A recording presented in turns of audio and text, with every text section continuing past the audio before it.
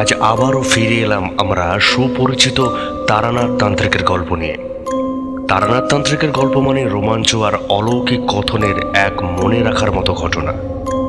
আজকের এই ঘটনা আমাদের নিয়ে যাবে এমন এক জগতে যেখানে বাস্তব ও অতিলৌকিক মিলে মিশে একাকার হয়ে যাবে।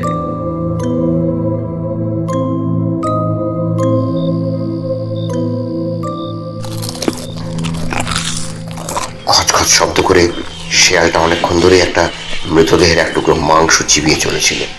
এইবার সেটা গিলে ফেললো আর তারপরে আশেপাশের শেয়ালগুলোর দিকে তাকালো। একটা মৃতদেহ একপাশে অনেকক্ষণ ধরে পড়ে আছে। সেটাকে নিয়ে কিছু শেয়াল মিলে মৃতদেহের মাংস আর চমাট পাতা রক্ত ছিঁড়ে ছিঁড়ে খাচ্ছিল। আবার এগিয়ে গিয়ে আরেকটা খাবলা মাংস তুলতে যাবে, এমন সময় একটা ঢিল এসে পড়লো সেই মৃতদেহটার কাছে, আর সঙ্গে সঙ্গে সেই তিনটে শেয়াল পেছনের দিকে তাকালো। চাঁদের অল্প আলোয় দেখা গেল একটা ছায়া মূর্তি। ছায়া মূর্তিটা মৃতদেহ থেকে দুহাত দূরে এসে দাঁড়িয়ে একটা কিছু দেখলো, তারপর গম্ভীর গলায় বলল, মাংস, কতদিন মাংস খাইনি। যা যা, এখান থেকে তোরা যা। এমন সুস্বাদু খাবার তোরা খেয়ে শেষ করবি নাকি? শিয়ালের দল কিন্তু নড়তে চাইল না ওখান থেকে। তারা রাতের খাবার শুরু করেছিল সবে মাত্র। এত তাড়াতাড়ি সে খাবার সেরে চলে যাওয়ার মতো ইচ্ছে তাদের রইল না। তারা দু পা পিছিয়ে সরে এলো, মুখে অদ্ভুত ভাবে শব্দ করতে লাগলো। তাই শুনে সাধু এবার হাতে একটা লাঠি তুলে নিল আর বলল, তোদের সাহস তো কম নয় শিয়ালের দল, আমায় আমায় ভয় দেখাস। লাঠি দিয়ে তোদের সব কটার হাড় যদি গুঁড়ো না করেছি তাহলে আমিও। শিয়ালগুলো কিন্তু তখনও হার মানল না। তারাও মুখে গর্জন করতে করতে মৃতদেহটার চারপাশে ঘুরতে লাগলো। সাধু আর সেখানে স্থির হয়ে দাঁড়ালো না। হাতে লাঠিটা তুলে নিয়ে মুখে একটা শব্দ করে এগিয়ে এলো সামনের দিকে। তারপর শিয়ালগুলো যেখানে দাঁড়িয়েছিল তার ঠিক মাথার কাছটা লক্ষ্য করে আঘাত করতেই শিয়ালগুলোর সামনের দিকে লাঠিটা এসে পড়লো মাটির উপরে।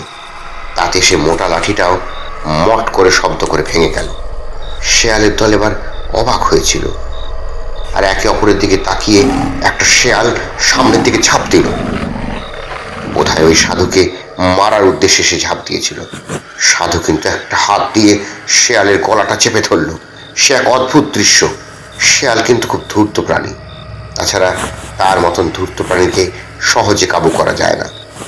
শেয়াল এমনিতে শান্ত, কিন্তু সুযোগ পেলে আর একাকী মানুষকে পেলে তারা হিংস্র হয়ে ওঠে বাঘের মতন। এমন একটা শেয়ালকে একটা হাতে চেপে ধরে রয়েছে সে সাধু। শেয়াল নিজে দুটো হাতের নখ দিয়ে সাধুর হাতের কাছটা ছিঁড়ে ফালা করছে, আর সেখান থেকে রক্ত বেরিয়ে আসছে, কিন্তু তাতে তার কোনো হদিশ নেই। সাধু হাতের চাপ বাড়াতে আস্তে আস্তে শেয়ালটাকে তুলে ধরলো ওপরের দিকে। মুখ থেকে একদলা রক্ত উঠে শেয়ালটা ওখানেই মারা পড়লো। বাকি দুটো যে অন্ধকারে কোথায় মিলিয়ে গেল বোঝা গেল না। আমায় মারবি? এত বড় ক্ষমতা তোর? সাধু আর কিছু না বলে এগিয়ে গেল মৃতদেহটার দিকে। শেয়ালগুলো এক পাশ থেকে খানিকটা মাংস তুলে নিয়েছিল। সেই সাধু বাতাসে একবার নাক টেনে গন্ধ শুকে বলল, মাংসের গন্ধ, কি লোভনীয় ওই গন্ধ। কতদিন মাংস খাওয়া হয়নি। কথাটা বলেই সে ঝাঁপিয়ে পড়ল সেই আর খাওয়া ছিন্ন ভিন্ন মৃতদেহের ওপর। তারপরে তার শরীর থেকে মাংস খুবলে কচকচ শব্দ করে চিবিয়ে খেতে লাগলো। সেই আলো আধারে তার মুখ দেখলে বোঝা যায় অনেক বছর পর যেন সে অমৃত সুখ গ্রহণ করছে। ঠিক তখনই অন্ধকারে কালো ছায়ার মতো কে যেন চিৎকার করে বলল,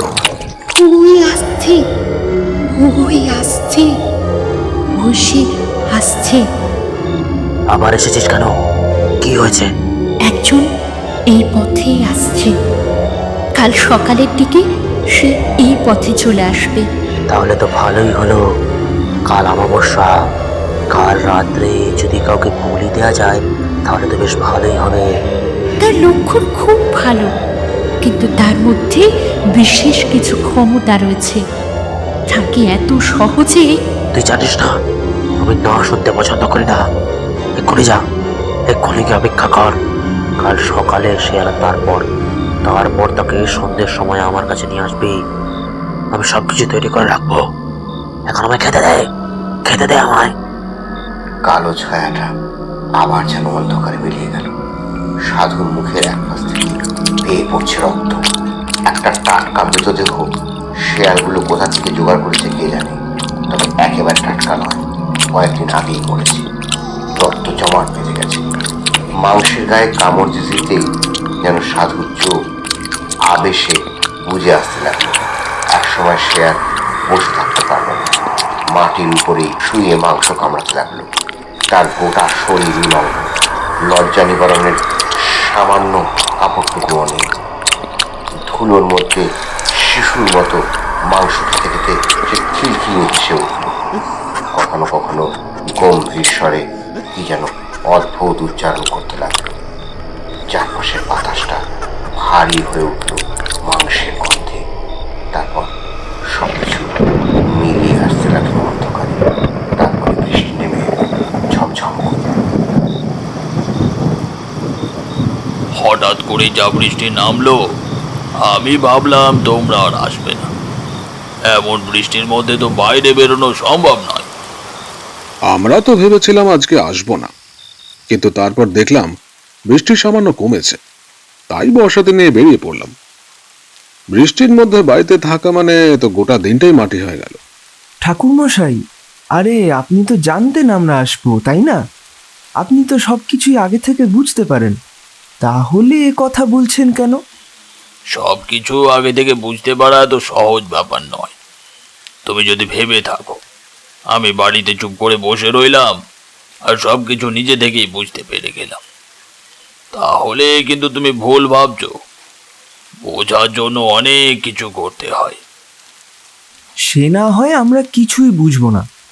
তাছাড়া আপনিই তো বলেন, তন্ত্রের বহির্ভূত মানুষদের কাছে সমস্ত কিছু বলা সহজ ব্যাপার নয়।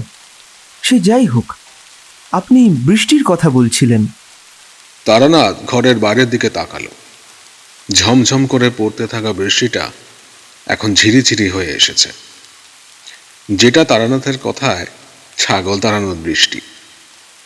সেদিকে তাকিয়ে তারানাথের মুখে সামান্য হাসি ফুটে উঠল। এই বৃষ্টির সময় অনেক কিছু মনে পড়ে যায়, বুঝলে? আকাশে যেমন সাদা মেঘ দেখলে অনেক দূরের কথা ভাবতে ভাবতে মনটা কেমন উদাস হয়ে আসে, তেমন ভাবে বৃষ্টি দেখলে বিপদের কথা মনে হয়। গ্রামের দিকে টানা 3 দিন বৃষ্টি হলে মানুষকে যে কি বিপদে পড়তে হয় তা তোমরা বুঝবে না। তাছাড়া বৃষ্টির সাথে আমার জীবনের অনেক কিছুই জড়িয়ে আছে। সে যাই হোক, বৃষ্টির কথা বলছিলাম না, একবার একটা গ্রামে গোরস্থানের কাছে গিয়ে পড়েছিলাম, আর সেখানে একটা আশ্চর্য ব্যাপার ঘটেছিল। ভাবছি সেটাই তোমাদের বলি, আর বৃষ্টিও পড়ছে, ভালোই লাগবে। গোরস্থান মানে কবরস্থান? কিন্তু হঠাৎ আপনি কবরস্থানে গেলেন কেন? আরে বড় আশ্চর্যের ব্যাপার তো সেটাই।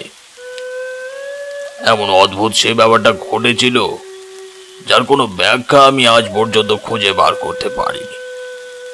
তোমরা শোনো, শুনেই দেখো যদি তোমরা কিছু বার করতে পারো। পাসিং শোটা শেষ হয়ে এসেছিল।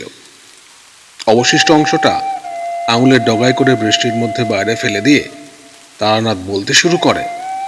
তখন বর্ষার সময়, আর বর্ষার সময় বেশিরভাগ বছরেই আমি বাড়িতে ফিরে আসতাম, কিন্তু তখন ছিলাম বাড়ি থেকে অনেক দূরে, তাই ফিরে আসার কথা ভাবা কিংবা ইচ্ছে কোনোটাই হয়নি। তাছাড়া বর্ষার সময় যাতায়াত খুব একটা সহজ হতো না। অনেক দূর থেকে বাড়ি ফেরার পথেই হয়তো আমাকে কোথাও একটা আটকে পড়তে হতো, কিন্তু যেখানে ছিলাম সেখানে বন্যা হয়নি। সেদিকটা সামান্য উঁচু, আর আশেপাশে নদী নালা কম, তার জন্যই বোধহয় গ্রামে জল জমেনি। গ্রামের বাইরের দিকে একটা নদী ছিল, আর সেটা কানায় কানায় ভরে এলেও জল কিন্তু গ্রামে ঢুকতে পারেনি। সেই গ্রামেই ছিলাম 2 দিন। তৃতীয় দিন সেখান থেকে বেরিয়ে পড়লাম। পরদিন অমাবস্যা। ইচ্ছে ছিল যদি কোনো রকমে ঘুরে কোনো ফাঁকা স্থান বা শ্মশান কিছু পাওয়া যায় তাহলে একটু একা নিবৃত্তে সাধনা করা যাবে, আর যদি সব পাওয়া যায় তাহলে তো আরো ভালো কথা, তাহলে একবার সব সাধনাটাও করা যেতে পারে। মনে মনে এমন অনেক কথা ভেবে অমাবস্যার যেদিন তার দুদিন আগে বেরিয়ে পড়েছিলাম বিকেলের দিকে। পথে হাঁটতে হাঁটতে যখন অন্ধকার নামলো তখন গিয়ে আশ্রয় নিলাম গ্রামের বাইরের দিকে একটা জঙ্গলের মতো জায়গায়। সেখানেই রাতটা কাটালাম। সেদিন বৃষ্টি হয়নি। পরদিন সকালে সেখান থেকে হাঁটতে হাঁটতে আরো খানিকটা এগিয়ে যেতেই বুঝতে পারলাম যে দূরে গ্রামের সীমানা দেখা যাচ্ছে। তাই একটা গাছের তলায় খানিকক্ষণ জিরিয়ে নিয়ে আবার উঠতে যাব এমন সময় দেখি একটা মেয়ে মানুষ আমার দিকেই হেঁটে আসছে। তার গায়ে একটা সাদা রঙের শাড়ি জড়িয়ে রাখা, দেখে মনে হলো বিধবা।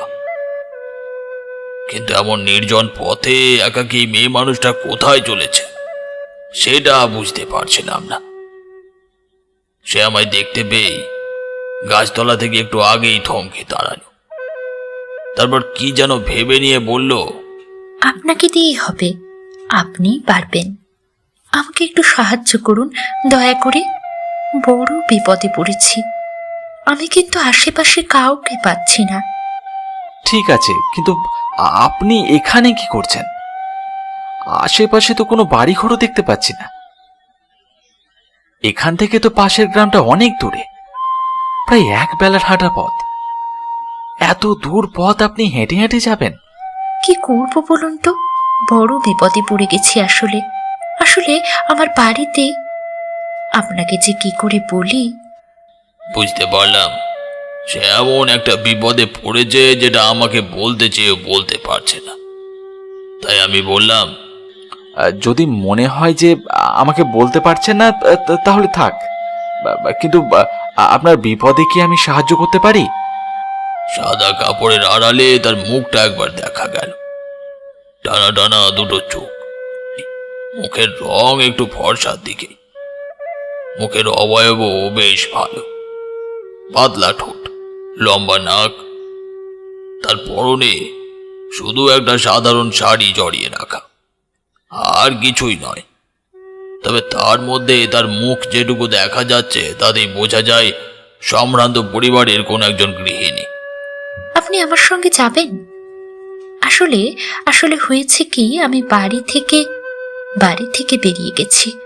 স্বামী মৃত্যুর পর শ্বশুরবাড়ির লোকেরা আমায় খুব একটা পছন্দ করতো না, তাই ছেলেটাকে নিয়ে এক কাপড়ে আমি বেরিয়ে এসেছি। কিন্তু ওই গ্রামের বাইরের দিকে একটা কুঁড়ে ঘরে থাকতাম। কিন্তু আজ সকাল থেকেই ছেলেটার ভীষণ জ্বর, কিছু বুঝতে পারছি না। তাই যদি একটু যেতেন ভালো হয়। বুঝতে পারলাম স্ত্রী লোকটি বড় বিপদে পড়েছে, তাই আর তো চুপ করে দাঁড়িয়ে থাকা যায় না। তবে এর মধ্যে একটা ব্যাপার ছিল, এই স্ত্রী লোকটি কিন্তু আমার একদম কাছে আসছিল না, খানিকটা দূরেই ছিল। আমি রাজি হতেই সে সামনের দিকে হাঁটতে শুরু করলো। আমায় বলল, কিছু মনে করবেন না, আমার বাড়িতে লোক আছে তো, আর তাই বাইরের লোকেদের কাছ থেকে একটু দূরে দূরে থাকি। ছেলেটার এমন হলো তাই, না হলে। আমি আর আপত্তি করলাম না, তবে বাতাসে কেমন একটা গন্ধ পেয়েছিলাম।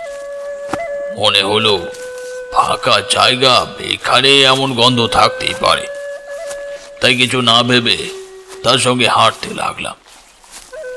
যখন আমি গাছতলায় এসে বসেছিলাম তখন সকাল সামান্য পেরিয়েছে। হাঁটা শুরু করতে করতে প্রায় দুপুর হয়ে এসেছে। হাঁটছি তো হাঁটছি, মাঝে মাঝে যে টুকিটাকি কথাবার্তা বলছে, আবার মাঝে মাঝে চুপ করে আছে। দূরে গ্রামের রেখা বেশ ভালোভাবেই দেখা যায়। পথটা সোজা, সামনে গিয়ে তারপরে ডান দিকে গ্রামের পথ। কিন্তু সামনের ওই বাঘটা যত কাছে মনে হয়েছিল ততটা কাছে কিন্তু ছিল না।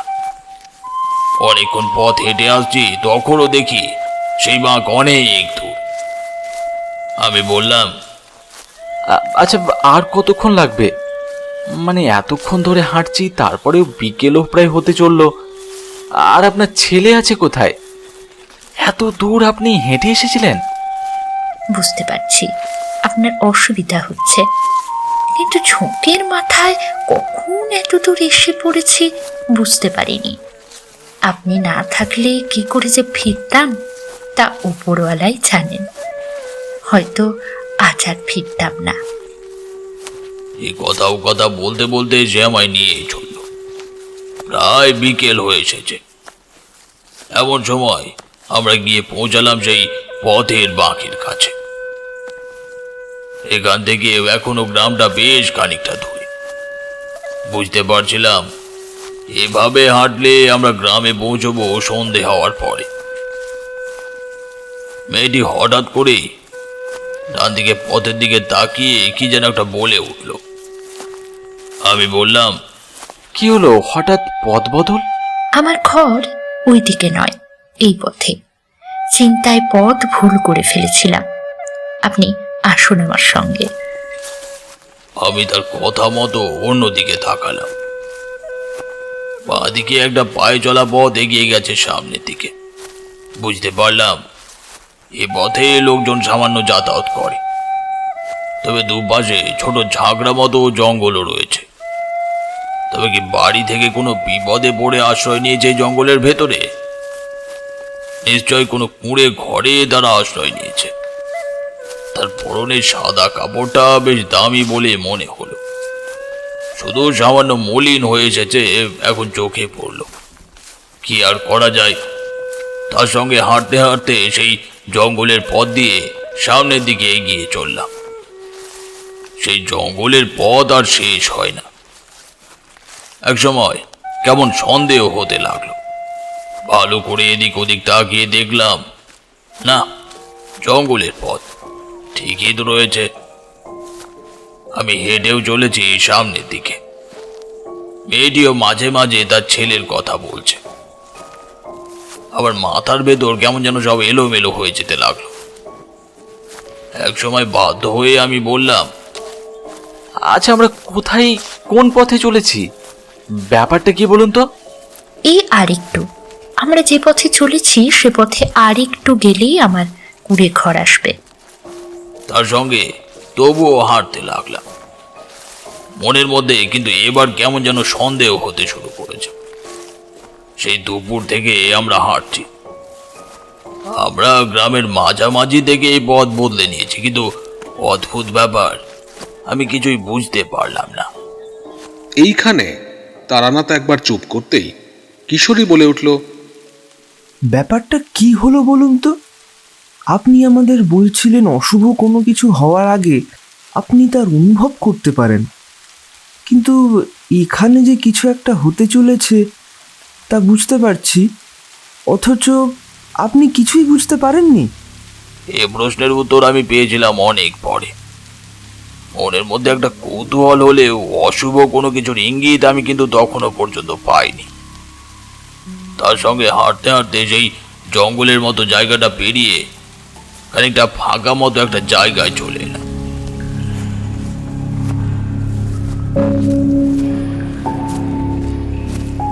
একটু দূরে মনে হলো ঢিবি রয়েছে, এখানে ওখানে উঁচু হয়ে রয়েছে। সন্দেহ হতে প্রশ্ন করলাম, এটা কোন জায়গা? এ হলো কবরখানা। ওই কবরখানা পেরিয়ে আমার সেই ছোট্ট কুড়ে ঘর। এদিকে লোকজন খুব একটা আসে না তেমন।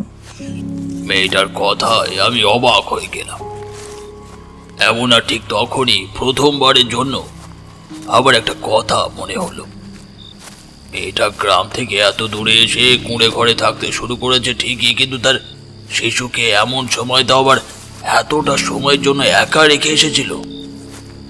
কাজটা কি কোনো মায়ের পক্ষে সম্ভব? তবু যে পথে এসেছি সে পথে যেন ফিরে যাওয়ার রাস্তা নেই, তাই হাঁটতেই লাগলাম। আরো খানিকটা হাঁটতে হাঁটতে চারপাশটা কেমন যেন আধার হয়ে আসতে লাগলো। কুড়ে ঘরটা ভালোভাবে দেখতে পেলাম না। এত অন্ধকারের মধ্যে যে কিছু একটা আছে সেটা শুধুমাত্র বুঝতে পারলাম। যে মেয়েটির সঙ্গে এগিয়ে গেছি সে প্রথমেই ঘরের মধ্যে ঢুকে পড়েছে। আমায় অভ্যর্থনা করার মতো কোনো কথাই সে বলল না, কিন্তু এতটা পথ যখন এসেছি তখন আর কি করা যাবে। আর রাতও হয়েছে, অগত্যা কোনো উপায় না দেখে কুড়ে ঘরের ভেতরে ঢুকে পড়লাম। আর সেখানে ঢোকার সঙ্গে সঙ্গেই মাথাটা কেমন ঝিমঝিম করে উঠল, দুটো চোখ বন্ধ হয়ে গেল।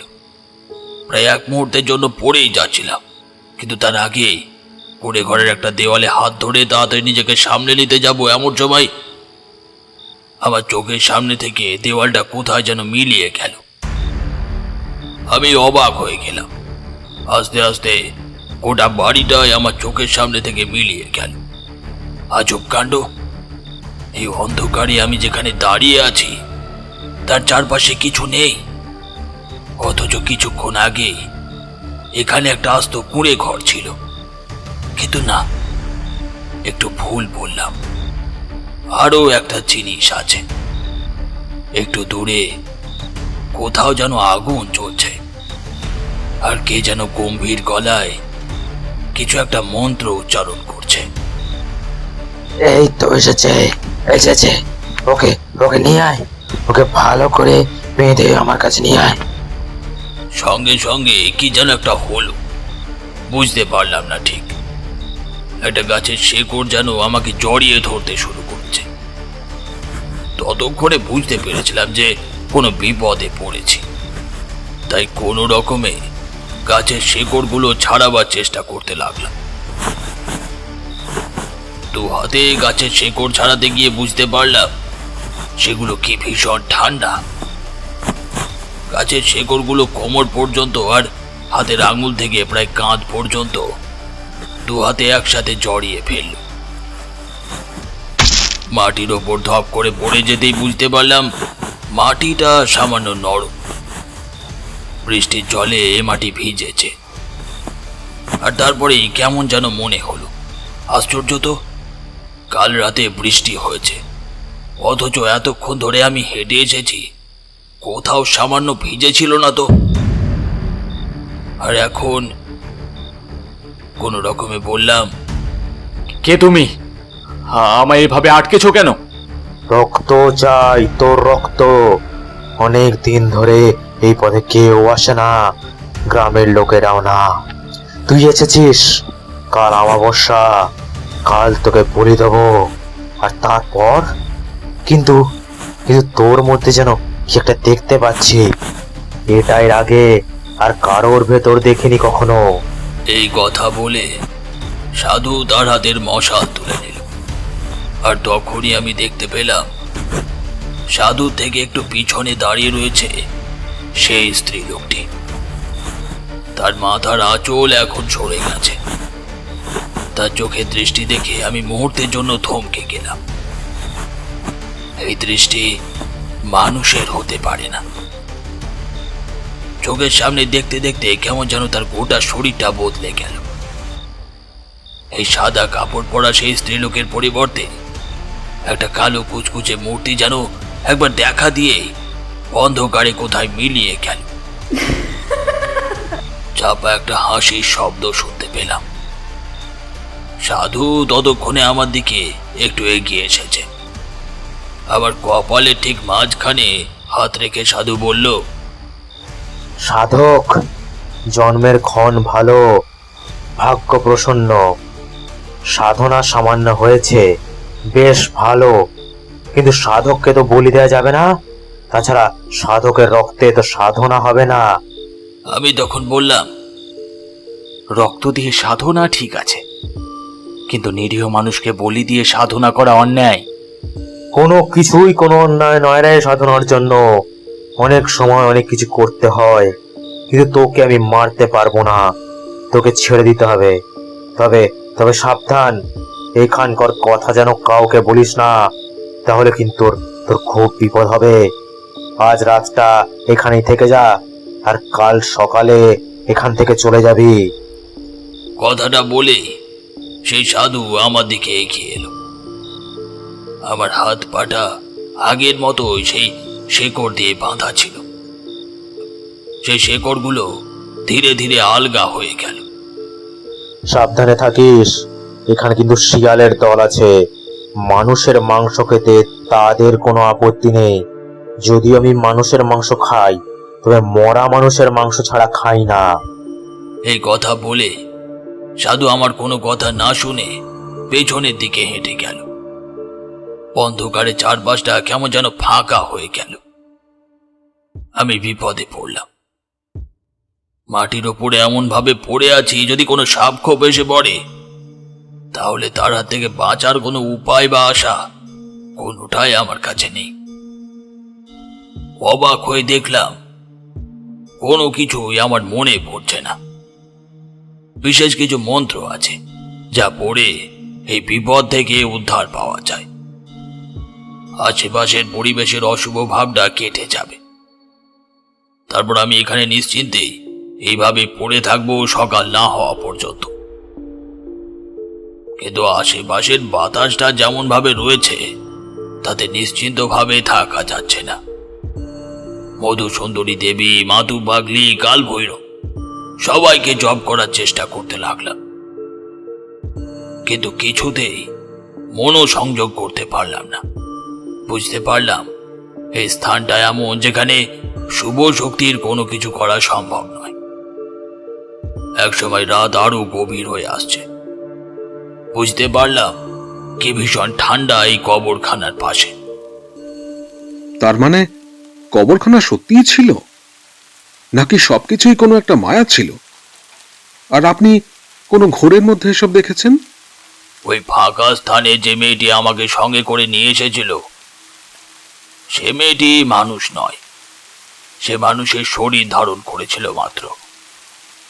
এই কারণেই সে আমার থেকে দূরে দূরে হাঁটছিল। আর একটু কাছে গেলেই হয়তো আমি বুঝে ফেলতে পারতাম, কিন্তু একজন বিপদে পড়েছে আর একজন স্ত্রীলোক এভাবে আমার সাহায্য চাইছে। তাই শুনে আর দেরি করতে পারলাম না, আর তাতে এই বিপদটা ঘটে গেল। তারপর কি হলো? সারা রাত আপনি সেখানেই ছিলেন? রাতে কিছু দেখেছিলেন? হাত পা বাঁধা অবস্থায় অনেক রাত পর্যন্ত সেখানেই পড়ে রইলাম। তারপর মনে হলো এভাবে শুধু পড়ে থেকে কোনো লাভ নেই। হাতের বাঁধন রয়েছে, পায়েও বাঁধন রয়েছে, কিন্তু হাতের আঙুলগুলো খোলা। হাতের কবজির কাজ পর্যন্ত সেই বাঁধন খুলে গেছে। প্রায় কাঁধের একটু নিচ পর্যন্ত পায়ের বাঁধন, পায়ের পাতার একটু ওপর থেকে হাঁটুর কাজ পর্যন্ত। কোনো রকমে মাটিতে শোয়া অবস্থায় দুটো হাত দিয়ে পায়ের বাঁধনে হাত রাখলাম। ঠান্ডা বরফের মতন যেন সেই শিকড়। কোনো রকমে সেই বাঁধন সরিয়ে ফেলতে গেলাম, কিন্তু না, কোনোভাবে সেই বাঁধন খোলা যায় না। কোনো রকমে সেই অবস্থাতেই জোড়া পায়ে উঠে দাঁড়ালাম। তারপর কিভাবে যে এক পাশ ধরে একটা উঁচু জায়গাতে আশ্রয় নিয়েছিলাম সেটা শুধু আমিই জানি। এভাবেই দেখতে দেখতে গভীর রাত হয়ে এসেছিল। এভাবে আর চোখ বুজে ঘুমানো যায় না। আমি চিৎকার করে ডাকলাম, কে কোথায় আছো? বাঁচাও, বাঁচাও, আমি বিপদে পড়েছি। কিন্তু আমার কোনো কথা কেউ শুনতে পেল না। মাঝে মাঝে ঠান্ডা বাতাস ছাড়া আর কোনো কিছু শব্দ ভেসে আসছে না। মনে পড়ে গেল একটু আগে কবরস্থান রয়েছে। কবরস্থানের দিকটা ফাঁকা, আর শুধু ফাঁকা নয়, ওই গাছতলা থেকে এখানে আসার আগে গ্রামের পথে আমি লোকজন খুব কমই দেখেছি।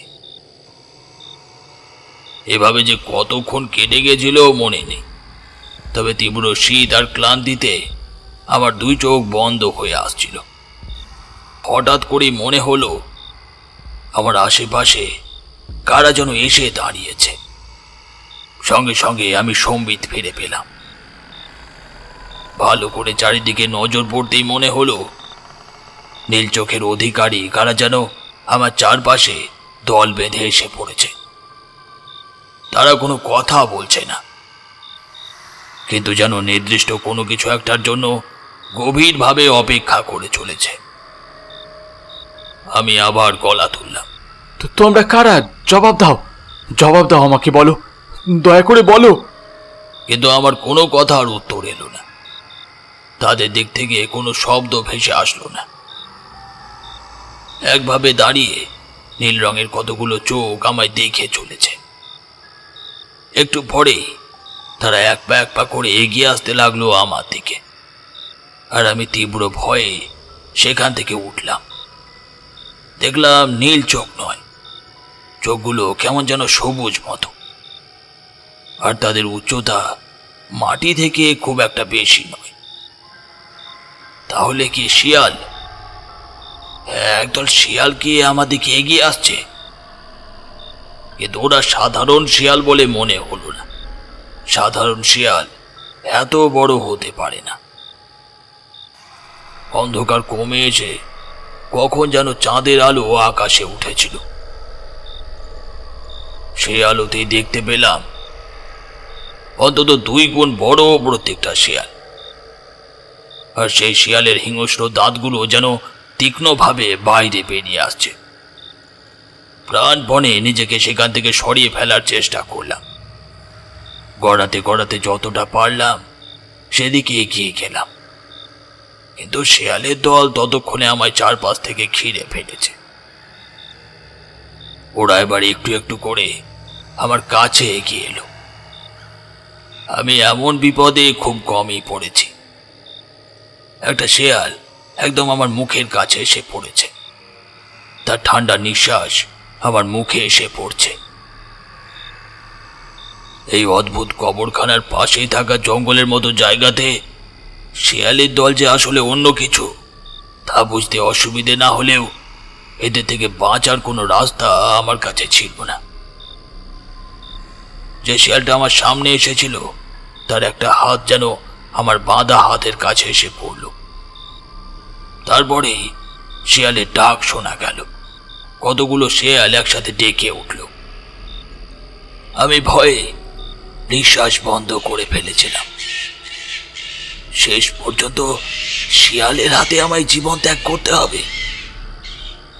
কত বিপদ, কত সমস্যার মধ্যে আমি কখনো বিপদে পড়িনি। সেখান থেকে বেঁচে ফিরে এসেছি, অথচ আজ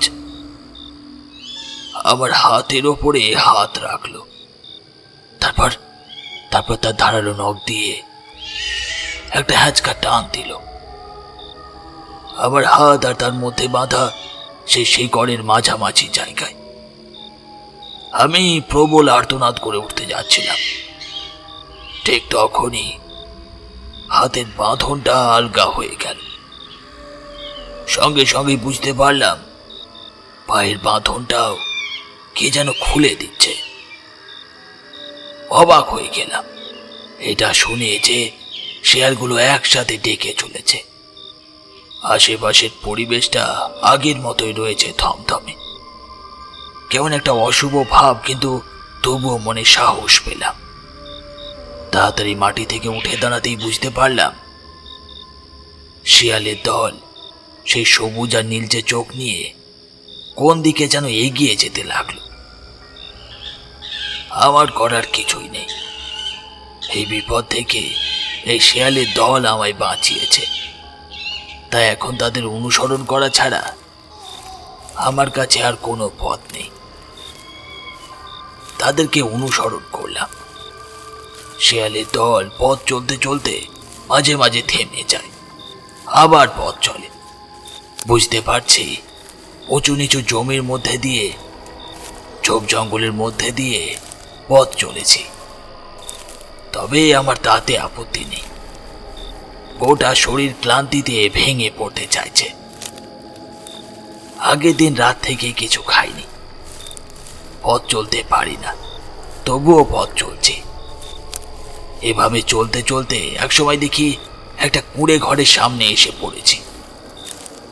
সত্যি সেই কুঁড়ে ঘরের সামনে আগুন জ্বালিয়ে একে যেন বসে আছে। সঙ্গে সঙ্গে মনে হলো এই সেই সাধু তাহলে সাধু কি আমায় বলি দেওয়ার জন্য এখানে ডেকে আনলো? কিন্তু এইসব কথা ভাবার জন্য তখন মনে সাহস অবশিষ্ট ছিল না। তাই কিছু একটা বলতে যাওয়ার জন্য চিৎকার করতে গিয়েই জ্ঞান হারিয়ে লুটিয়ে পড়লাম মাটিতে।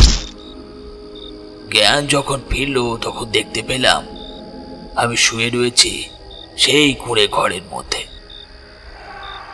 আমার জ্ঞান ফেরার সঙ্গে সঙ্গে ঘরে কে যেন দরজায় একটা শব্দ করে যেন ঘরে এসে ঢুকলো। আমি তাড়াতাড়ি উঠে বসতে গিয়ে বুঝতে পারলাম আমার শরীর ক্লান্ত। উঠতে হবে না, বসে থাকো। এখন তোমার শরীর ক্লান্ত, সারা রাত ওইখানে ছিলে, এমনটা তো হবেই। কিন্তু তুমি ওদের ফাঁদে পা দিলে কি করে? আমি তাকিয়ে দেখলাম এই সাধু সেই সাধু নয়। এর মুখে সামান্য একটা হাসি, সৌম্য চেহারা, হাতে একটা কলা। সেই কলাটা সে আমার দিকে এগিয়ে দিয়ে বলল, বেশ বুঝতে পারছি খিদে পেয়েছে। এই মুহূর্তে আমার কাছে কিছু নেই। গ্রামের দিকে গেলে গ্রামের লোকেরা খাদ্যবস্তু দিয়ে থাকে, কিন্তু গ্রামে খুব একটা যাওয়া হয় না। নিভৃতে এখানেই আমি থাকতে ভালোবাসি। কিন্তু তোমার কি হয়েছিল বলো তো? আমি কলা খেয়ে সামান্য জল খেলাম। তারপর সব কথা সাধুকে খুলে বলতে সাধু বলল, যেই মেয়েটিকে তুমি দেখেছো সে হলো ওই সাধুর পোষা এক অশরীরী। সে রূপ বদল করতে পারে, অনেক ক্ষমতা তার, তাই তুমি কিছু বুঝতে পারোনি। তবে সেই অশরীরী কিন্তু কারোর কোনো ক্ষতি করে না। সে শুধুই সাধুর কাজ পর্যন্ত তাকে দিয়ে যায়। একটা বিশেষ কারণে সে সাধুর কাছে বাঁধা আছে, না হলে সে এমনটা করতো না। আপনি কি করে জানলেন সে এমনটা করতো না? আমি এখন যে কুঁড়ে ঘরে রয়েছি, এই কুঁড়ে ঘরেই সে তার একটা ছেলেকে নিয়ে থাকতো। একদিন ছেলের প্রচন্ড জ্বরের সময় সে ঘর থেকে বেরিয়েছিল, কিন্তু সাহায্যের জন্য কাউকে পায়নি। গ্রামের প্রতি তীব্র অভিমানে আর সেখানে যায়নি। পথে পথে ঘুরতে ঘুরতে আমার সঙ্গে তার দেখা হয়। সে আমার এখানে এসেছিল, কিন্তু ততক্ষণে তার ছেলেটি মারা গেছে।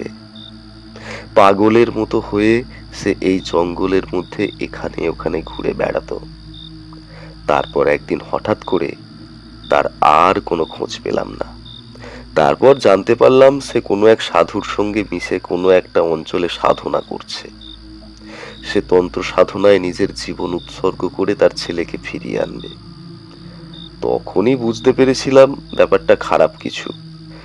তবে যে কথা তোমায় বলছি তা প্রায় বছর দুয়েক আগের কথা। আমি 2 বছর আগে এখানে এসেছিলাম, আবার এখন এসেছি একটা বিশেষ কারণে। সাধুর মুখে সমস্ত কথা শুনে একটু অবাক হলাম। সে লোকটিকেও আমার কেমন যেন মনে হয়েছিল। তাছাড়া অমন ভাবে কেউ মিথ্যে কথা বলতে পারে না। কিন্তু সব কিছুই তো অতীত, তাই বললাম, কিন্তু আমায় ওরা ধরে আনলো কেন? আর ধরে আনার পর ছেড়েও বা দিল কেন? তোমায় ওরা ধরে এনেছিল কারণ আজ অমাবস্যা। এই অমাবস্যায় বলি দেওয়ার জন্য তোমায় এনেছিল, কিন্তু পরে পরে বুঝতে পেরেছে যে তুমি একজন সাধক, তখন তোমায় ছেড়ে দিয়েছে। সাধকের বলি তন্ত্র সাধনায় গ্রহণ করা হয় না। বিশেষ বিশেষ কিছু সাধনা ছাড়া এ কাজ সম্ভব নয়, তাই তোমায় তাদের ছেড়ে দিতে হলো। তবে যখনই বুঝতে পারলাম যে তোমার আরো বিপদ রয়েছে, তখনই তোমায় এখানে নিয়ে এলাম। তার মানে আপনি বলতে চাইছেন ওই শিয়ালের দল আপনার হয়ে? সাধু মাথা নাড়লেন, তারপর বললেন, কিন্তু এর একটা সমাধান করতে হবে। ওই সাধুর কাছে যতক্ষণ ওই অশরীরীর ক্ষমতা আছে ততক্ষণ সে এসব করবে। আর আজ আবার কাউকে বলি দিলে তার ক্ষমতা বেড়ে যাবে।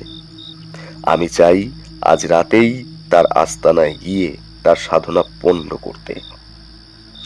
তাহলে আর কোনো সমস্যা হবে না। না হলে একবার ক্ষমতা পেলে সে ওই গ্রামের মানুষদের ক্ষতি করতে শুরু করবে। তারানাথ আবার চুপ করতেই আমি বললাম, তার মানে এই স্ত্রীলোকটি অশরীরই ছিল। কিন্তু সেদিন রাতে আপনারা এমন কি করলেন যে সে তার সাধনা সম্পূর্ণ করতে পারল না? আমরা সময় বুঝে সেদিন দিনের বেলা ওই কবরখানার আশপাশটা ভালো করে ঘুরে দেখলাম সাধুর আস্তানা কোথায় আছে। সেটা এক সময় বুঝতেও পারলাম, কিন্তু সাধু তখন সেখানে ছিল না। পরিকল্পনা মতো সেদিন বিকেলের পর সেখানে আমরা লুকিয়ে রইলাম একটা গাছের আড়ালে। এক সময় দেখি সাধু একটা বাচ্চা ছেলেকে টানতে টানতে নিয়ে আসতে শুরু করেছে। বাচ্চাটি জ্ঞান হারিয়েছে। তার পেছনে সেই অশরীরী আত্মাকেও দেখতে পেলাম। খবরদার, সাবধান, বলি সে জোগাড় করে ফেলেছে। বলি দিতে পারলে কিন্তু। কিন্তু এই অশরীরী স্ত্রী লোকের আত্মা তার কথা শুনছে কেন? কেন সে এইভাবে তাকে সাহায্য করছে? ওর এমন কিছু একটা ওই সাধুর কাছে আছে যেটা দিয়ে তাকে বশ করেছে। সেটা সাধুর কাছ থেকে নিতে পারলে আর কোনো চিন্তা থাকবে না। দিনের আলোতেই দেখলাম সাধুর গোটা শরীর নিরাপদ, ধুলো কাদায় সমস্ত তার গায়ে লেগে আছে। এক হাতে একটা মোটা লাঠি, গায়ের রং কালো দিকে, মাথা চুলে জটা হয়ে ছড়িয়ে রয়েছে মাথার পেছনে। গোপদারির জঙ্গলের মধ্যে মুখ ভালোভাবে দেখাই যায় না। শরীরে আর কোথাও কিছু নেই, শুধু একটা সুতোর মধ্যে সাদা রঙের কিসের যেন একটা লকেট। কেমন যেন মনে হলো ওই লকেটের মধ্যে সমস্ত কিছু আছে। দেখতে দেখতে তারা বলি জোগাড় করতে লাগলো। আমি অপেক্ষা করতে লাগলাম সঠিক সময়ের জন্য। লোকটিকে একটু পরে আর কোথাও দেখা গেল না। ছেলেটিকে একটা হাঁড়ি কাঠের ব্যবস্থা করে তার কাছে রাখলো সাধু। তারপরে ধুনি জ্বালিয়ে পুজো করতে লাগলো, মন্ত্র বলতে লাগলো। আরো অন্ধকার ঘন হতে লাগলো। তার সঙ্গে পাল্লা দিয়ে যেন জঙ্গলের মধ্যে ঠান্ডা বাতাস সনসন করে এসে আমার গায়ে লাগছে। আমি আর সাধু অপেক্ষা করছি পাথরের মতো হয়ে। কতক্ষণ অপেক্ষা করতে হবে, কি করতে হবে তা কিছুই আমি জানি না, তবু অপেক্ষা করে চলেছি। অপেক্ষার যেন কোনো শেষ নেই। একসময় দেখতে পেলাম সাধু মাটি থেকে উঠে দাঁড়িয়েছে। একটা কুটির মতো সে সত্যি বেঁধেছিল। সেই কুটিরের ভেতরে আমরা ঘুরেও এসেছি, তেমন কিছু ছিল না। দু একটা কাপড় আর সাধারণ পুজোর উপকরণ, এছাড়া কিছুই না। কুটিরের ভেতরে এসে ঢুকেছে। সাধু বলে উঠলেন, তাড়াতাড়ি করো, এক্ষুনি বেরিয়ে আসবে। পুজো শেষের পথে। পূজার কাজ শেষ হলেই সে উঠে বলি দেওয়ার জন্য প্রস্তুত হবে। সেই সময় হাতের খাড়া তুলে নিয়ে সে কিছুক্ষণের জন্য চোখ বন্ধ করে স্থির হবে। সেই সময় এক বিশেষ মন্ত্রোচ্চারণ করতে হবে তার সামনে। ঠিক তখনই তুমি এখান থেকে বেরিয়ে পড়বে। সাধুর কাছে ওই গাছটা আছে, সেই গাছটার কাছে আগে তুমি লুকিয়ে থাকবে। সাধুর গলা থেকে ওই সুতোটা তোমায় ছিঁড়তে হবে, আর তারপর আমি বেরিয়ে যাব। কিন্তু সাধু যে কিছুক্ষণের জন্য স্থির হবে তার নিশ্চয়তা কোথায়? সাধু এ কথার কোনো উত্তর না দিয়ে বললেন, বেশি সময় নেই, যাও যাও, তৈরি হয়ে নাও। সাধুর কথার অন্যথা আমি করলাম না। তাড়াতাড়ি এগিয়ে গেলাম সামনের দিকে। এরপর গাছের আড়ালে লুকিয়ে অপেক্ষা করতে লাগলাম। একটু পরে সেই সাধু বেরিয়ে এলো তার কুটির থেকে। তার হাতে তখন একটা ধারালো খাড়া চকচক করছে। আমি তার ঘরে ঢুকেছিলাম, কিন্তু ও খাড়া খুঁজে পাইনি। নিশ্চয় কোথাও লুকিয়ে রেখেছিল। আজ রাতে একটা বলি দিতে পারলেই আমার কাজ সম্পন্ন হবে। কিছুটা ক্ষমতা আমি তাহলে পেয়ে যাব। তারপরেই গ্রামের লোকেদের এক এক করে বলি দিয়ে আমি হয়ে উঠব সর্বশক্তিমান। কথা বলতে বলতে সাধু এগিয়ে গেল সেই ছেলেটির দিকে। হাড়ি কাঠের কাছে তার মাথাটা ঢোকানো রয়েছে। সাধু মন্ত্র পড়তে পড়তে এগিয়ে আসছে সামনের দিকে। আমি রুদ্ধশ্বাসে অপেক্ষা করছি সঠিক মুহূর্তের জন্য। সাধুর খাড়া ততক্ষণে মাথার ওপর উঠেছে। মন্ত্র পড়া শেষ করে ঠিক আরেক সাধুর বলা কথা মতো সে চোখ বন্ধ করল। অন্ধকার হলেও সামনে চলতে থাকা আগুনের আলোতে তার বন্ধ চোখ দেখতে পেয়েছিলাম। আর ঠিক তখনই আমি গাছের পেছন থেকে দ্রুত পায়ে এগিয়ে গেলাম সামনের দিকে। সাধু চোখ বন্ধ করে মন্ত্র পড়ছিল, তাই প্রথমটা আমায় বুঝতে পারিনি। তারপর যেই পায়ের শব্দ শুনতে পেয়ে আমার দিকে তাকিয়েছে, অমনি সাধুর চোখ যেন রক্তবর্ণ হয়ে উঠল। চিৎকার করে সে বলে উঠল, আমায় আটকাবি তুই?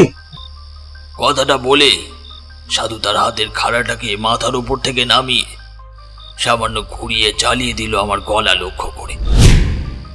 আমি ততক্ষণে বেশ খানিকটা দূরে। তবু তার সে আঘাতটাকে সামলানোর জন্য আমি সঙ্গে সঙ্গে মাটির ওপরে বসে পড়লাম। খাড়াটা আমার মাথার ওপর দিয়ে যেন চুল ছুঁয়ে একপাশে সরে গেল। প্রচন্ড বেগে সাধু তার হাতের খাড়া চালিয়েছিল, তাই আমার গায়ে না লাগতেই খাড়াটা ঘুরে গেল। যখনই সেটা ছিটকে গেল অন্ধকারে, আমি আর দেরি করলাম না, সঙ্গে সঙ্গে ঝাঁপিয়ে পড়লাম সাধুর গলা লক্ষ্য করে। সাধুর গায়ে অসীম জোর, এক হাতে আমায় হাঁচকা ধাক্কায় ফেলে দিল মাটির উপরে, তারপর আমার বুকের ওপর চেপে বসলো। তখনই তোকে মেরে ফেলা উচিত ছিল। তোর তোর শরীর থেকে রক্ত মাংস ছিঁড়ে ছিঁড়ে খাওয়া উচিত ছিল। এইবার আমি তোকে ছাড়বো না।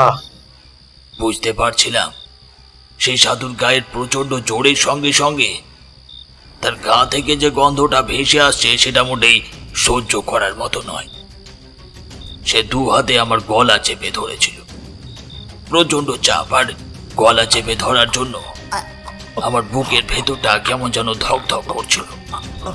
ঠিক তখনই পেছন থেকে একটা মেয়েলি গলা ভেসে এলো। ওকে ছেড়ে দে, ওকে ছেড়ে দে শয়তান। এবার সেই কণ্ঠ কিন্তু আগের মতো নয়, কেমন যেন গম্ভীর, কেমন যেন রুক্ষ।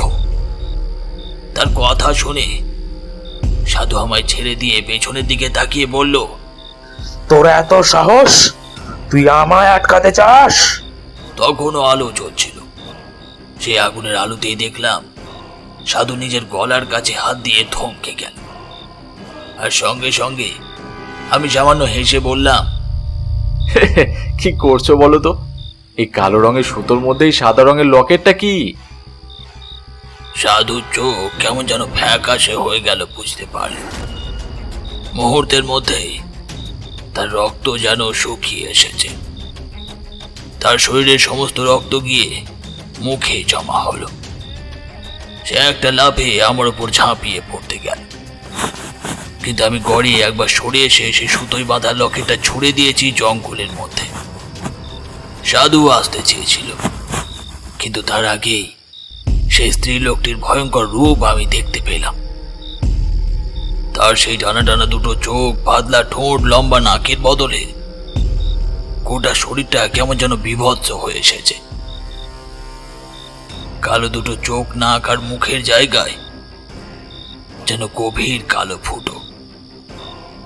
তার মাথার চুলগুলো কেমন যেন রুক্ষভাবে মাথার সঙ্গে লেপ্টে রয়েছে।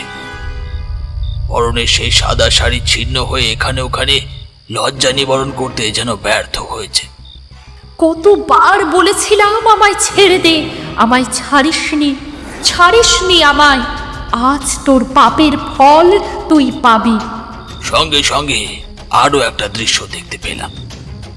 স্ত্রী লোকটির মাথাটা এবার তার ধর থেকে যেন আস্তে আস্তে আলাদা হয়ে গেল। তার মাথাটা চলে এলো তার হাতে। তার কাটা গলার কাছ থেকে রক্ত বেরিয়ে আসছে যেন।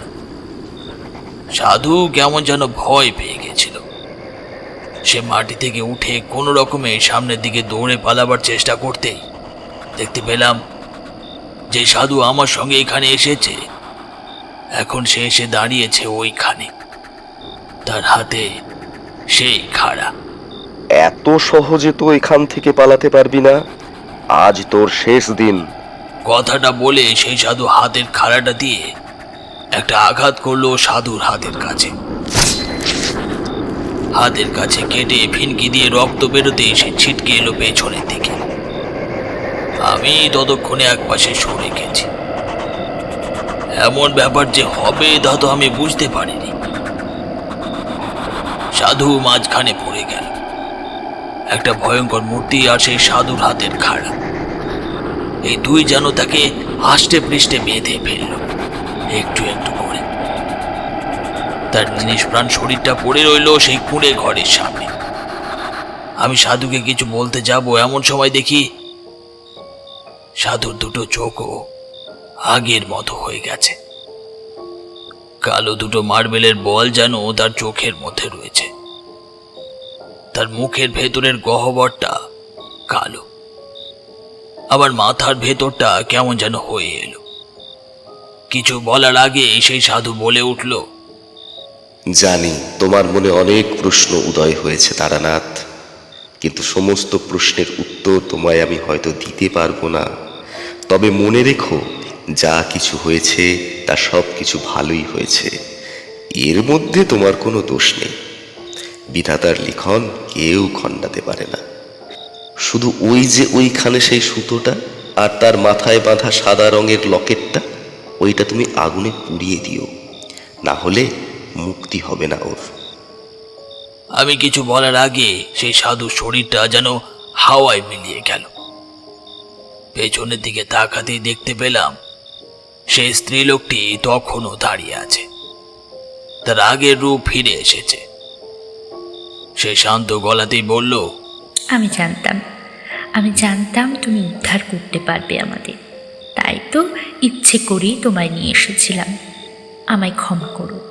তোমার সঙ্গে যা করেছি আমার কিছুই করার ইচ্ছা ছিল না, তবে তোমার জন্যই আমি মুক্ত হব। আমার চোখের সামনে সেও মিলিয়ে গেল। সেই রাতটা আমি সেখানে কোনো রকমে কাটিয়ে দিয়েছিলাম। পরদিন সকালে সাধুর মৃতদেহটা দেখতে পেলাম জঙ্গলের মধ্যে। কোনো রকমে সেই কালো সুতোর বাঁধা লকেটটা খুঁজে পেলাম এবং তাকে জ্বালিয়ে দিলাম। কি মনে হতে সাধুর মৃতদেহটা টানতে টানতে কাঠকুটো জড়ো করে সেটাকে আগুন জ্বালিয়ে দিলাম আর বেরিয়ে চলে গেলাম গ্রামের দিকে। মাথার মধ্যে অনেক কিছুই চলছিল, কিছুই বুঝতে পারছিলাম না। গ্রামে গিয়ে প্রথম যে বাড়ি পেলাম তাতেই আশ্রয় নিলাম। কিছু খাওয়া দাওয়ার বিশ্রামের পরে সেই বাড়ির গৃহস্থকে গোটা ঘটনাটা খুলে বলতেই সে অবাক হয়ে বলল, আপনি কমলিনীর কথা বলছেন? কমলিনী আমাদের গ্রামেরই বউ ছিল। কমলিনীর স্বামী মারা যাওয়ার তারপর শ্বশুরবাড়ির লোকেরা তাকে দূর করে দিল। ছেলেকে নিয়ে সে ওই গ্রামের বাইরের পথে চলে গিয়েছিল। তারপর যে সে কোথায় থাকতো সে কথা কেউ জানে না। কমলিনীর এক ভাই ছিল, যেবার কমলিনীকে তাড়িয়ে দেয়া হলো তার বছরখানেক পর কমলিনীর স্বামী এখানে এসেছিল। তখন তার সাধুর বেশ। সমস্ত কথা শুনে সে ভীষণ রেগে যায়। সেও তার শ্বশুরবাড়ির লোকেদের সাপসাপান্ত করে সেখান থেকে সে বেরিয়ে পড়েছিল। সেই জঙ্গলে গিয়েছিল শুনেছি। তারপরে আর তো কিছুই জানি না। কি হয়েছিল আপনি কিছু জানেন? আমি অবাক হলাম। ওই জঙ্গলে যা যা হয়েছিল তার সব কিছুই আমি গৃহস্থকে বললেও সেই তান্ত্রিকের মৃত্যুর কথা আমি বলিনি। তবে বুঝতে পারছিলাম ওই স্ত্রী লোকটি আসলে কমলিনী, আর ওই সাধুই হলো তার ভাই। তো ওরা দুজন যে মারা গেছে অনেক আগে তা বুঝতে আমার অসুবিধে হচ্ছিল না। তাহলে কি প্রতিশোধ নেওয়ার জন্য কমলিনীর ভাই অর্থাৎ সেই সাধু বাবা আমার সাহায্য নিয়েছিল? কিন্তু সেটাই যদি হয় তাহলে আমি কেন কিছু বুঝতে পারলাম না। কেন প্রথমত কমলিনী আর দ্বিতীয়ত তার ভাই এই দুই প্রেতের সঙ্গে আমি কেন সাক্ষাৎ করলাম? আমি কিছুই বুঝতে পারলাম না। হতে পারে যে ওই স্থান এমন কোনোভাবে অভিশপ্ত হয়েছিল যাতে সেই স্থানে পা রাখার পর আপনার দেবত্ব শক্তি অকেজো হয়ে যায়। আপনি তো নিজেই বলেছেন কোথাও কোথাও অশুভ শক্তি। আমার কথা শেষ হওয়ার আগেই তারানাথ আকাশের দিকে তাকিয়ে বলল, হয়তো তাই, আবার হয়তো কেউ চেয়েছিল আমি যাতে কিছুই না বুঝি। গল্প শেষ হতেই আমরা আর অপেক্ষা করলাম না, রাস্তায় বেরিয়ে এলাম। বৃষ্টি তখন কিছুটা ধরে এসেছে। বেশি দেরি হলে যদি আবার বর্ষণ শুরু হয় তাহলে হয়তো ফেরার ট্রাম পাবো না। এই কথা ভেবেই সেদিন আর থাকিনি আমাদের মটলেনের আস্তানায়।